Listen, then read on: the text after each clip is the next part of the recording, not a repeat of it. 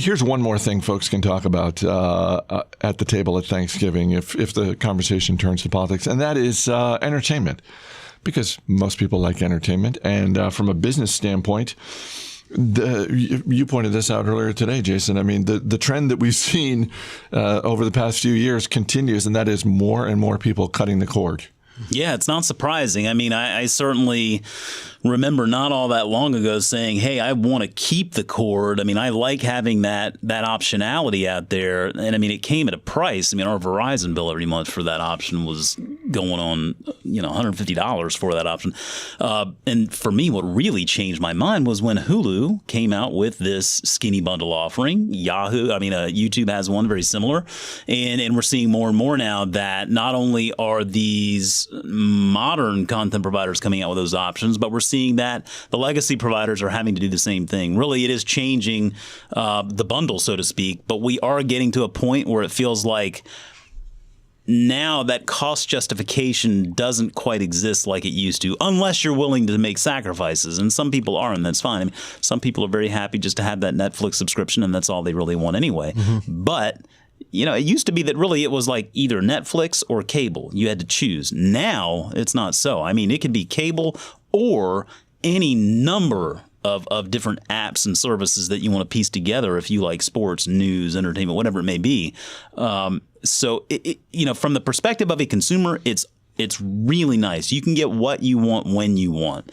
But you're starting to pay for it. And I'm telling you right now, Netflix ain't lowering that price. They're not lowering that price, Chris. No, you're going to see more and more, whether it's ESPN Plus or Disney Plus or HBO or Netflix. Thankfully, Amazon is able to build their streaming service into the Prime relationship, and you don't really think about that, so to speak. Hulu, the prices are going to go up because that's just the direction that this goes. So we get back to kind of where we started.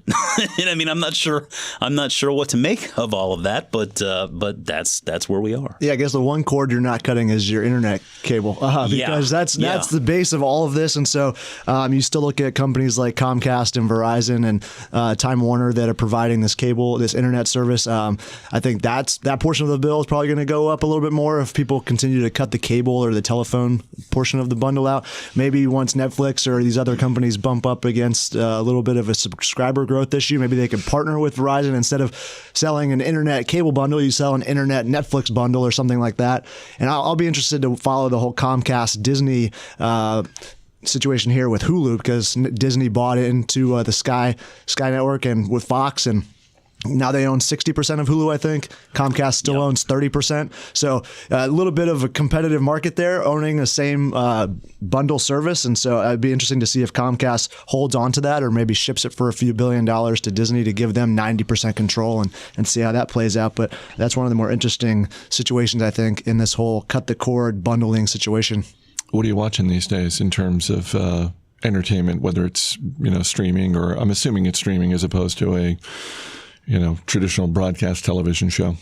Yeah, I think so. I saw where the new season of Narcos is out on Netflix, and that, frankly, is the only series on Netflix I've ever really felt like I wanted to watch. Yeah. So I'll probably catch up on that. And then another one, I went digging back last week and on Amazon, and I mean on HBO too, but they have an old HBO series called Carnival, and it only went on for 2 seasons. Oh yeah, I think. But I had read some really good reviews about it, so I gave the first couple of episodes a shot. It's pretty compelling. I'm going to watch the story play out.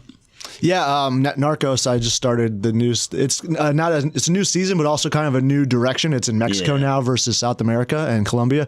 So two episodes in, and that's one of the few shows that I'm watching. Ozarks is over for the season, and Billions is over until the spring. So I'm all in on Narcos. I just started rewatching the first season of Goliath on Amazon Prime. Oh, yeah. Just because I so enjoyed that series. Is that Billy Bob Thornton? It's Billy Bob Thornton, sort of down and out lawyer. And it is the first season. It's, as you've said before, Jason, a little dark. Little dark. It gets a little dark. Second season gets a little darker. But that first season is just phenomenal storytelling. Speaking of phenomenal seasons, the one that stands out to me to this day, an HBO series called Boardwalk Empire. Season 3 of Boardwalk Empire may be the best season of anything I've ever seen.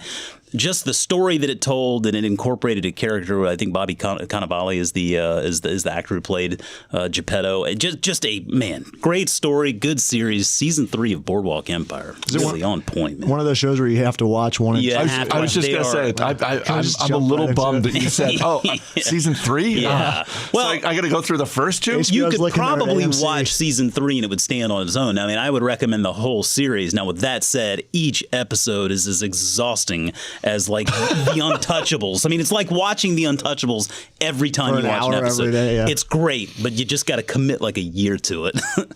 That's good. I feel like those are the types of things that you need to hear from friends who recommend series, because what people often hear is, oh, watch this, it's great. Mm-hmm. And then, the second level of information is, well, it's a comedy, it's a drama, that sort of thing. But I always appreciate when it's like, look, this is a great show, but you're going to need a nap after each and every episode. How much time does this guy think I have? It is draining to watch this. It's great. It's phenomenal storytelling, and it's exhausting.